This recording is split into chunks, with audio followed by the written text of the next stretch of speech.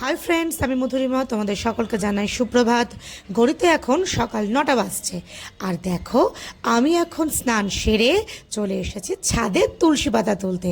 কারণ এখন আমি আমার গোপু সোনাকে স্নান করাবো। তাই তুলসী দেবীকে নমস্কার করে তুলসী পাতা তুলে নিয়ে ঠাকুর ঘরে চলে এলাম।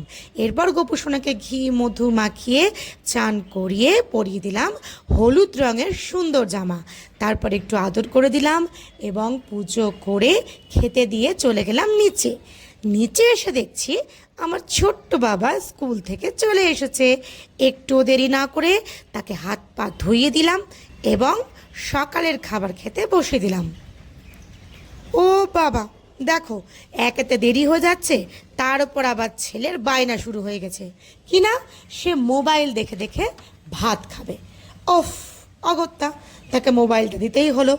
বর আর ছেলের সকালের খাবার শেষ হতে না হতেই আমি চলে এলাম রান্নাঘরে শাশুড়িকে রান্নায় হেল্প করার জন্য। যদিও আমার শাশুড়ি মা আমাদের রান্নার কাজে কোনো হেল্প করতে দেন না বললেই চলে। তাই আমি ভাবলাম যে আজকে দুপুরে কাঁঠালের একটা নিরামিষ পদ রান্না হচ্ছে মটর ডাল বাটা দিয়ে, সেটাই একটু তোমাদের দেখিয়ে দিই।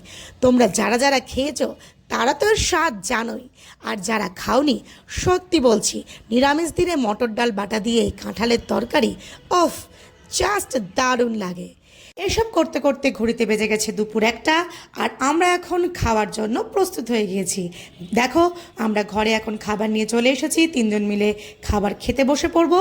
আমার ভিডিওটা যদি তোমাদের ভালো লেগে থাকে তাহলে পরে সকলে আমার ভিডিওটাকে লাইক করবে, কমেন্ট করবে, শেয়ার করবে আর অবশ্যই সাবস্ক্রাইব করবে। আজকের মতো টাটা।